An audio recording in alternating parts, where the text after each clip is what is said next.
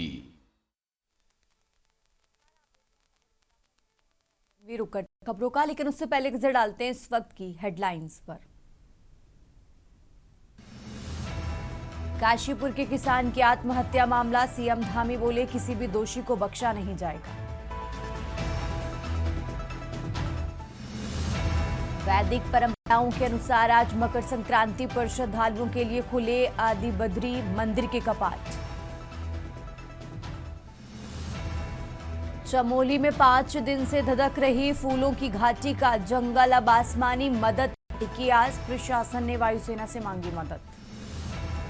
देहरादून में जिला प्रशासन का बड़ा एक्शन, 827 शस्त्र धारकों के लाइसेंस को डीएम ने किया निरस्त। उत्तराखंड में बड़कोट सिन्याली सौड़ के लिए शुरू होगी हेली सेवा, पर्यटन और आपदा राहत में मिलेगी बड़ी मदद। लोहड़ी मकर संक्रांति पर शहर में भारी वाहनों का प्रवेश बंद, उत्तराखंड में आए तो रूट प्लान का रखें ध्यान। आप देख रहे हैं के न्यूज, खबरों का सारथी। और अब रुक करते हैं खबरों का। उत्तराखंड भाजपा संगठन में बड़े बदलाव की आहट सुनाई दे रही है, क्योंकि अब भाजपा चुनाव के दौरान अब विवादित चेहरों को सामने नहीं लाना चाहती, क्योंकि 2027 के विधानसभा चुनाव में पार्टी कोई नुकसान नहीं चाहती। इसी को लेकर कांग्रेस की प्रवक्ता गरिमा ने कटाक्ष करते हुए कहा कि मैं भाजपा से पूछना चाहती हूं कि जो विवादपद चेहरे, जो विवादों में रहने वाले नेताओं को तुम जन्म देते ही क्यों हो, इस तरह के कुकर्म करते ही क्यों हो। भाजपा अपने आप को बड़ी संस्कारी पार्टी मानती हो, भाजपा मान रही है कि उसकी पार्टी में विवादित लोग हैं, तो कहां सबका साथ सबका विकास और सबका विश्वास कहने वाली पार्टी आज अपने ही लोगों को हास्य में डाल रही है।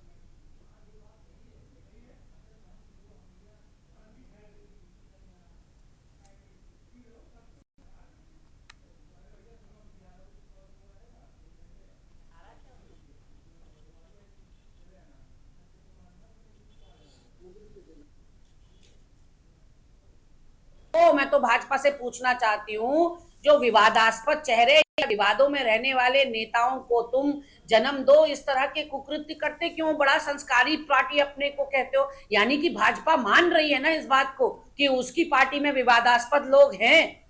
तो कहाँ सबका साथ सबका विकास सबका विश्वास कहने वाली पार्टी आज अपने ही लोगों को हाशिए में डाल रही है, अपने ही लोगों से किनारा कर रही है। तो ये तो कार्यकर्ताओं को समझना होगा कि जरा सा भी आपकी अगर उपयोगिता नहीं है तो भाजपा आपको दूध में से मक्खी की तरह बाहर निकाल देती है उसको, क्योंकि सिर्फ चुनाव दिखाई पड़ता है। और अब खबर देहरादून से है, जहां राष्ट्रीय युवा दिवस पर मुख्यमंत्री पुष्कर सिंह धामी ने कहा कि आज प्रदेश में खेल के साथ युवाओं को रोजगार मुहैया कराने की ढेरों संभावनाएं हैं। प्रधानमंत्री नरेंद्र मोदी के मार्गदर्शन में इस दिशा में सतत प्रयास जारी है, जिसके सार्थक परिणाम भी सामने आ रहे हैं।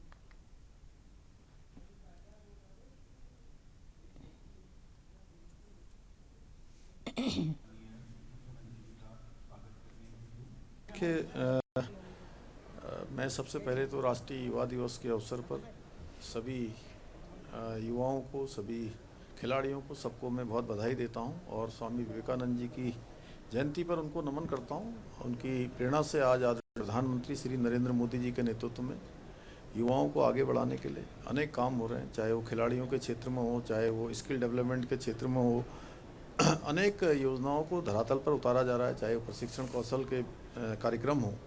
हम राज्य के अंदर भी नौजवान युवाओं को आगे बढ़ाने के लिए पूरी तरह से प्रतिबद्ध हैं और हमने युवाओं नौजवानों के हित में अनेक फैसले भी लिए हैं। भर्ती प्रक्रियाएं जो पहले बहुत धीमी होती थी उनको बहुत तेज़ किया गया, उसी का परिणाम है कि आज 27,000 से अधिक नौजवान युवाओं को नौकरी मिली है। खेलों के क्षेत्र में भी आज जहां नई खेल अकादमियां बनाई जा रही हैं, खेल के नए नए स्ट्रक्चर बनाए गए हैं, अभी राष्ट्रीय खेलों का आयोजन हुआ है।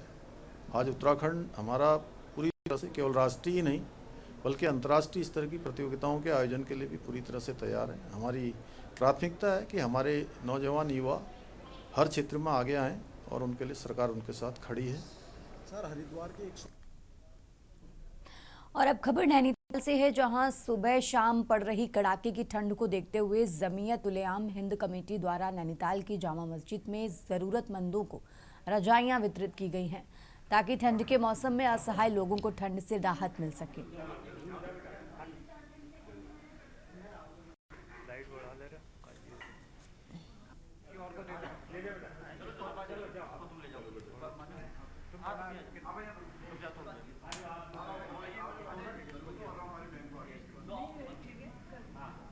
हर तरह से माशाल्लाह जमीयत खड़ी है।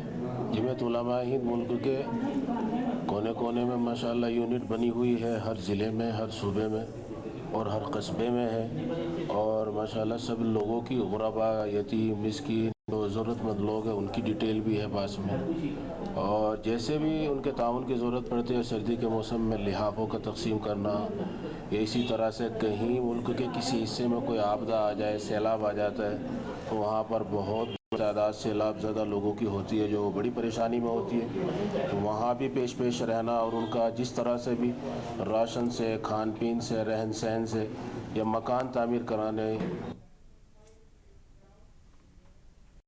और अब खबर लक्सर से है, जहां पूर्व नेता प्रतिपक्ष एवं कांग्रेस विधायक प्रीतम सिंह के लक्सर के बसेड़ी गांव में वरिष्ठ कांग्रेस नेता संदीप बसेड़ी के आवास पर पहुंचने पर कांग्रेस कार्यकर्ताओं ने उनका स्वागत किया है। इस मौके पर प्रीतम सिंह ने पत्रकारों से बातचीत करते हुए कहा कि प्रदेश की भाजपा सरकार ने देवभूमि के हालात खराब कर दिए हैं। उन्होंने कहा कि अंकिता भंडारी प्रकरण में कांग्रेस शुरू से ही सीबीआई जांच की मांग करती आ रही है। सरकार 3 साल बाद तब जागी, पूरे प्रदेश में इस मसले को लेकर के एक जन आंदोलन खड़ा हो गया है। उन्होंने कहा कि भाजपा सरकार में अफसर बेलगाम है। ताजा मामला काशीपुर का है, जहां पुलिस अफसरों की मनमानी के चलते एक किसान को आत्महत्या करनी पड़ी।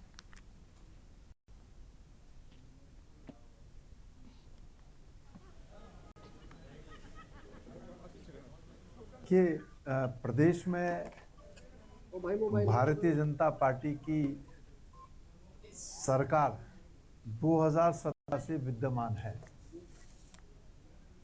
और इन 9 वर्षों में सत्ता में बैठे हुए लोगों ने प्रदेश के अंदर जो अव्यवस्था फैलाने का काम किया है, मैं समझता हूं कि आपसे भली भांति विज्ञ हैं। प्रदेश के अंदर कानून व्यवस्था का जब मैं जिक्र करता हूं, कानून व्यवस्था पूरी तरीके से ध्वस्त है और हिमालयन राज्यों में जो महिलाओं पर अपराध हुए हैं,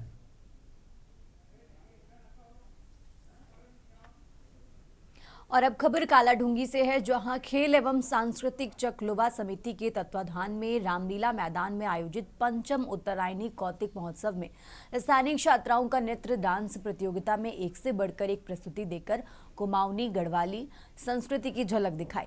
देर शाम को लोक गायक कलाकार मनोज आर्या ने गानों से समा बांधकर दर्शकों को झूमने पर मजबूर कर दिया। महोत्सव का शुभारंभ विधायक बंशीधर भगत ने करते हुए कहा कि हमारी संस्कृति व परंपरा हमारी धरोहर है, जिसे संरक्षित करना जरूरी है।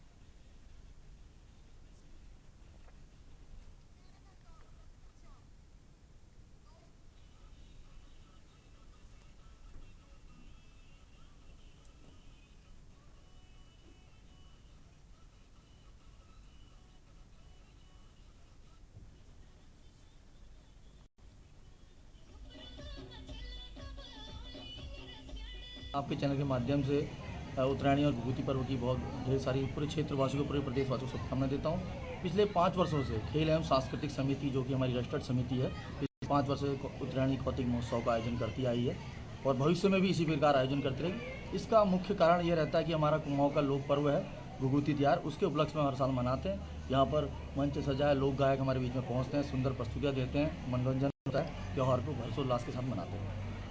सभी क्षेत्रवासियों से अनुरोध है कि इस कार्यक्रम को बढ़ चढ़कर यहाँ देखने में हमारा सहयोग करें और घर से निकल के आएँ और उत्तरायणी कौतिक का आनंद लें। बच्चे बहुत अच्छी प्रस्तुति देते हैं, ये हमारे क्षेत्र के लिए भी अच्छी बात है और यहाँ पर अच्छे कलाकारों का चयन किया जाता है डांस प्रतियोगिता के माध्यम से। तो मेरा सभी से अनुरोध है कि वो ज़्यादा से ज़्यादा संख्या में यहाँ पर आके उत्तरायणी कौतिक का आनंद लें। अब खबर हल्द्वानी से है, जहां नगर निगम सभागार में प्रधानमंत्री आवास योजना के तहत 177 परिवारों को उनके आवास बनाने के लिए प्रथम किस्त जारी की गई है। कार्यक्रम में मेयर गजराज बिष्ट और नगर आयुक्त परितोष वर्मा ने 177 जरूरतमंद परिवारों को चेक वितरित कर आवास योजना का लाभ पहुंचाया। इस अवसर पर मेयर गजराज बिष्ट ने कहा कि केंद्र सरकार की योजना गरीब और जरूरतमंद परिवारों के लिए सुरक्षित छत उपलब्ध कराने की दिशा में बड़ा कदम है।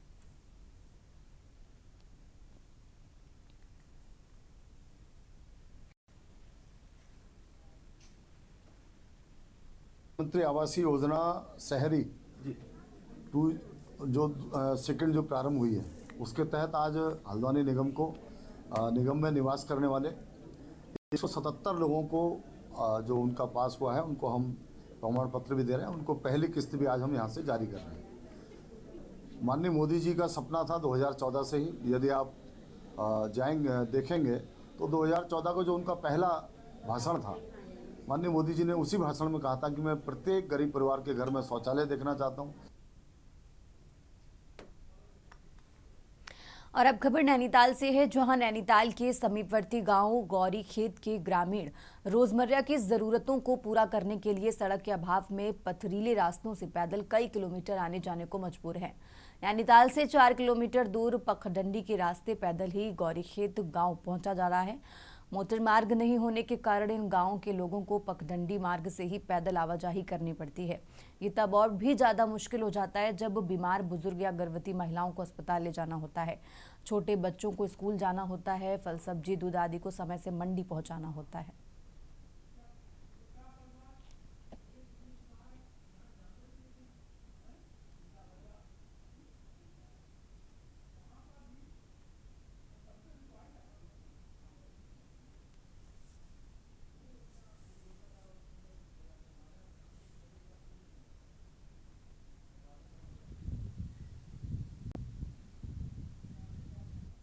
सर यहाँ रोड की दिक्कत है और आने जाने में बहुत दिक्कत होती है और रास्ते में बाघ भालू भी आ जाते हैं।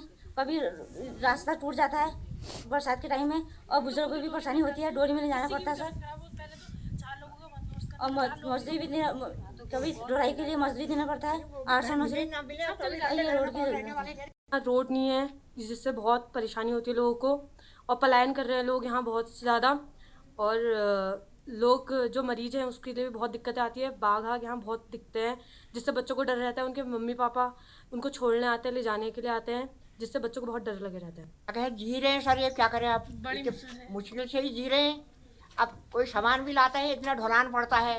हम तो बच्चे हमारे लेबर ये करते हैं, वो बेचारे ढोलानी में खा जाता है। क्यों, क्या करें, इतनी परेशानी है। रोड अगर होता, मकान लगाते हैं, कुछ भी ढुलाई में परेशानी हो जाती है। अब आगे सरकार से भी हमने तो डीएम साहब भी सभी बहुत एप्लीकेशन दिए हैं हमारे मेंबर लोगों ने। हम अभी तक कोई सुनवाई नहीं है। हमें तो मिनट जहाँ रास्ता होगा वहाँ सब कुछ होगा। रास्ता ही नहीं होगा क्या होगा, कौन आएगा, कौन हमारी पूछेगा। जब रोड होगी, रास्ता आएंगे, गाड़ी में आएंगे, दिखेंगे हाँ ये गाँव में ये मुसीबत तो खुद देखेंगे। हमें तो कोई मतलब ही नहीं कौन है देखना, पैदल आते नहीं हो लोग। आगे बढ़ते हैं खबरों में। खबर बागेश्वर से है, जहां बागेश्वर कुमाऊं की काशी के नाम से शुमार शिव की नगरी बागेश्वर धाम में 13 जनवरी से 20 जनवरी तक ऐतिहासिक नुमाइश मैदान में लगने वाले ऐतिहासिक धार्मिक पौराणिक व्यापारिक उत्तरायणी मेले 2026 का आगाज हुआ।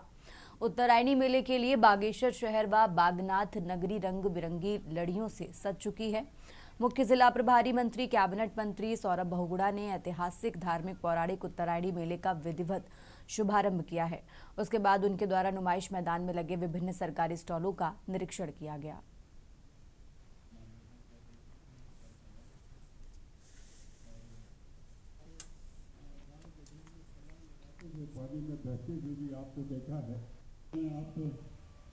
देखिए, मैं समस्त उत्तराखंड वासियों को आज उत्तरायणी की बहुत बहुत शुभकामनाएं देता हूं। हमारे उत्तराखंड का लोक पर्व है और देखिए इस लोक पर्व की एक स्पेशल बात यह है कि 14 जनवरी को ही ये पर्व जो है मनाया जाता है हर साल। दूसरे पर्वों की डेट चेंज होती रहती है, लेकिन हमारा लोक पर्व है, हमारी संस्कृति है। मैं समस्त बागेश्वर के हमारे जनप्रतिनिधियों को, हमारे एडमिनिस्ट्रेशन के लोगों को बहुत बहुत बधाई देता हूँ कि बहुत भव्य रूप से इस मेले का आयोजन किया गया है। यहाँ पर स्टॉल लगाए गए हैं। जिन लोगों के कृषकों के स्टॉल मैंने देखे, पशुपालन के स्टॉल देखा, मत्स्य का स्टॉल देखा, हमारे जो आजीविका से जुड़े हुए लोग हैं जो अपनी आजीविका यहाँ पर सरकार की योजनाओं के माध्यम से चला रहे हैं, वो अपने स्टॉल उन्होंने यहाँ पर लगाए हैं। और अब खबर कोटद्वार से है, जहां यमकेश्वर विधानसभा के दालमी खेत बडेत में गेंद मेला महोत्सव आयोजित हुआ। करीब 125 साल पुराने गेंद महोत्सव मेला में श्री बद्री केदार मंदिर समिति के अध्यक्ष हेमंत द्विवेदी भी शामिल होने पहुंचे। इस दौरान मंदिर समिति के अध्यक्ष हेमंत द्विवेदी ने मेलों का महत्व बताया। उन्होंने कहा कि मेले देश की संस्कृति के आधार हैं। प्राचीन काल में ये न सिर्फ हमारी अर्थव्यवस्था को मजबूत बनाते हैं, बल्कि आवागमन संसाधनों के अभाव के दौर में लोगों को बाजार उपलब्ध कराते हुए सांस्कृतिक आदान प्रदान का माध्यम भी रहे हैं।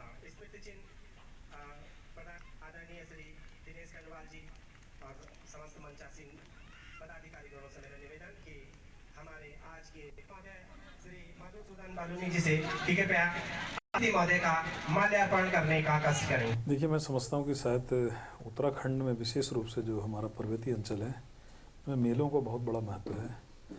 और एक मेले ही ऐसे थे जिन्होंने सबको एक सूत्र में पिरोने का काम किया है, सबको वर्ष में। ये उत्तरायणी जिस समय सूर्य भगवान दक्षिण से उत्तर की ओर आते हैं, तो उस समय पूरे देश के अंदर जहाँ एक खुशहाली का वातावरण होता है, दक्षिण में जहाँ पोंगल के रूप में मनाते हैं और पंजाब में लोहड़ी नाम से जाना जाता है, और उत्तराखंड के अंदर कौतिक और उत्तरायणी और तमाम स्थानीय स्तर पर, जैसे कि इस यमकेश्वर क्षेत्र के अंदर एक गिंदी का मेला जो है ये बहुत ही प्राचीन है लगभग। और अब खबर लक्सर से है, जहां क्षेत्र के रनसूरा गांव में दो पक्षों में हुई मामूली कहासुनी ने देखते ही देखते खूनी रूप धर लिया। लाठी डंडों और धारदार हथियारों से पूरा गांव दहल गया। इस खूनी संघर्ष का वीडियो अब सोशल मीडिया पर वायरल है। वीडियो में पक्षों के बीच किसी मामूली बात को लेकर पहले बहस हुई, लेकिन कुछ ही पलों में हालात बेकाबू हो गए और देखते ही देखते दोनों पक्ष आमने सामने आ गए हैं। लाठी डंडे और धारदार हथियार चलने लगे। वीडियो में साफ नजर आ रहा है कि किस तरह बेखौफ होकर लोग एक दूसरे पर जानलेवा हमला कर रहे हैं। बताया गया कि इस खूनी संघर्ष में कुल 3 लोग गंभीर रूप से घायल हो गए हैं।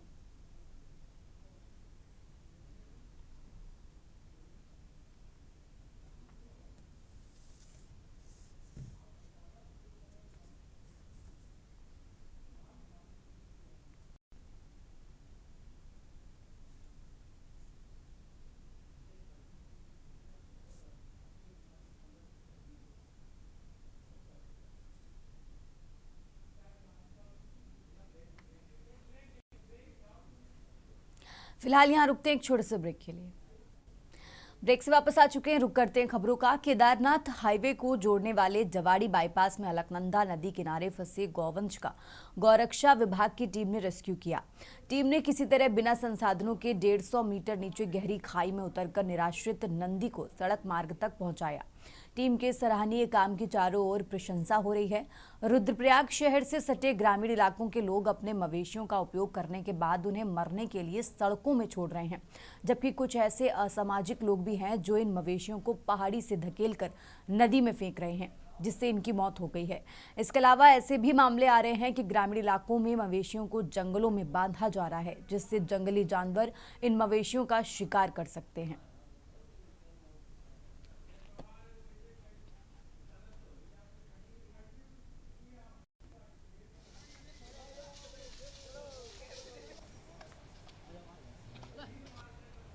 और जवाड़ी बाईपास के नीचे कोई असामाजिक तत्व इस तरह से इस बैल को छोड़ चुका है और उसके बाद वो मरने के लिए छोड़ चुका है। और हम लोग गए वहाँ पे, देखा हमने तो वो इतनी भयंकर चट्टान में फंसा हुआ था जहाँ से निकालना बिल्कुल असंभव है। हमने अपनी जान पे खेल के, सभी लोगों ने अपनी जान पे खेल के उस बैल को निकाला, वहाँ से गौ माता को निकाला और उसको ऊपर गोधाम के लिए गया। और मैं उन लोगों के बारे में कहना चाहता हूं जो लोग इस तरह से रोडों पे, जंगलों में, इस तरह से नदियों के किनारे गायों को, इस तरह से बेजुबान जानवरों को छोड़ देते हैं। क्या उनके मन में कभी दया नहीं आती इनके प्रति? वो अपना लाभ लेके, वो अपना लाभ सिद्ध करने के बाद इस तरह से मरने के लिए छोड़ देते हैं उनको।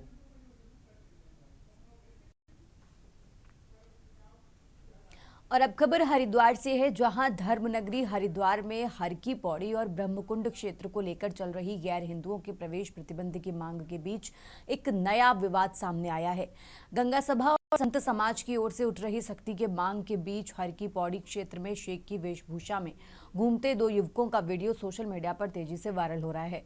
वीडियो सामने आने के बाद धार्मिक भावनाओं और सुरक्षा व्यवस्था को लेकर सवाल खड़े हो गए हैं। बताया जा रहा है कि वायरल वीडियो में दिख रहे युवकों ने अपना नाम हबीबुल्ला और अभिब बताया और खुद को दुबई से आया हुआ बताया है।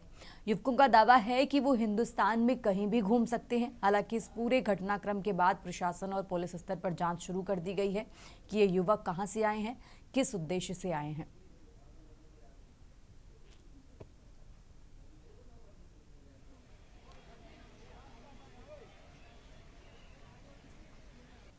यह वीडियो हमारे संज्ञान में आया था।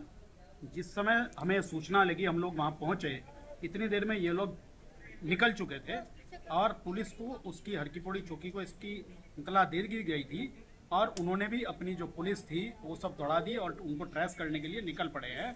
और हमें उम्मीद है कि पुलिस इस पर जल्दी कार्रवाई करेगी, क्योंकि जिस प्रकार का वीडियो प्रतीत हो रहा है, जिस प्रकार का उनका बयान आ रहा है, ये निश्चित ही माहौल बिगाड़ने का प्रयास है।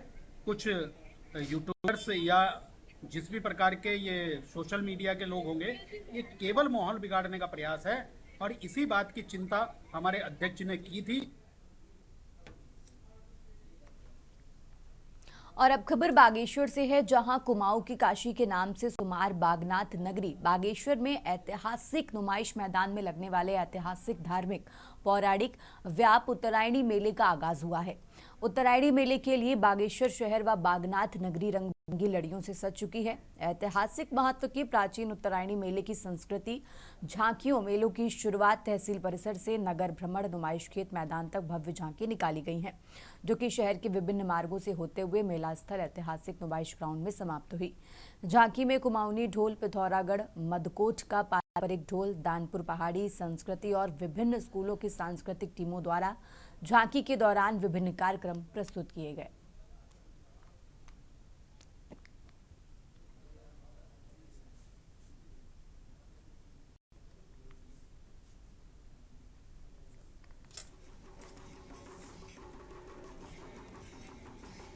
जी माँ चंडिका के और भरतनाथ के और ये ऐतिहासिक जो मेला हमारा बागेश्वर का है, आज मैं अपने पूरे क्षेत्रवासियों को बधाई देती हूँ, शुभकामनाएं देती हूँ मकर संक्रांति की कि ये हमारा ऐतिहासिक और धार्मिक मेला है, जिसको हम लोग ने सबने एक भव्य रूप देना है और सभी क्षेत्रवासियों के जो हमारे देश विदेश में भी जो लोग रहते हैं उनको भी बधाई देना चाहती हूँ, क्योंकि यह मेला हमारा ऐतिहासिक है, धार्मिक है। और मैं सभी मीडिया के कर्मी के माध्यम से सभी पूरे जनपदवासियों को उत्तरायणी मेला विजय त्यौहार की बहुत बहुत बधाई देता हूँ और ये मेला संपन्न हो और सभी का मेला है, जिसे एक का मेला नहीं है, पूरे सीनियर सिटीजनों का मेला है, समाज विपक्ष का मेला है, पक्ष वालों का मेला है, विद्यालयों का मेला है, सबका मेला है। और उत्तरायणी मेला बागेश्वर से मनाई जाती है। आज पूरे भारतवर्ष में उत्तरायणी मेला मनाया जा रहा है, लेकिन कल जो है 18-19 तारीख को होगा। आप सरयू पकड़ में आएंगे और जो भी इस मीडिया को सुन रहे हैं, और 20 तारीख को जो है सरयू पकड़ में एक सांची भी गाई जाएगी और दंगल का तो होगा। दंगल जो है हम इसलिए कराते हैं कि हमारे बच्चे भी दंगल में आए, अगर हमारे बच्चे दंगल में आए तो दंगल कराने का भी कोई महत्व नहीं है। मैं समस्त प्रदेशवासियों को, देशवासियों को और अपने क्षेत्रवासियों को उत्तरायणी पर्व की ढेर सारी शुभकामनाएं, बधाई देता हूं। और निश्चित रूप से ये उत्तरायणी का पर्व, ये भगवान बागनाथ की पवित्र भूमि सरयू और गोमती के तट से कई वर्षों से हमारे कत्यूरी साम्राज्य के बाद ये पर्व हमारा चलता रहा है और आज इसका बहुत रंगारंग कार्यक्रमों के साथ इसका शुभारंभ हमारे यहाँ के सभी जनप्रतिनिधियों द्वारा किया गया। मैं निश्चित रूप से मैं कह सकता हूँ कि ये पर्व हमारे जहाँ पूरे क्षेत्र में खुशहाली आए। ये उत्तरायणी मेला 2026 का आज आगाज हुआ है। आज हमने अभी यहाँ पर तहसील परिसर से हमारे सभी जनप्रतिनिधि, सभी अधिकारी गणों ने हरी झंडी दिखाकर झांकी को रवाना किया है। मैं इस मेले की जो है आज शुभारंभ और इसका समापन जो है 20 तारीख को होना है। और आज जो अभी हम लोग की झांकी तो बहुत सुंदर झांकी के रूप में हम लोग नुमाइश खेत में पहुंचेंगे। यहाँ पर हमारे प्रभारी मंत्री जो आज के हमारे मुख्य अतिथि हैं श्रीमान सौरभ भोगड़ा जी द्वारा जो है शुभारंभ किया जाएगा।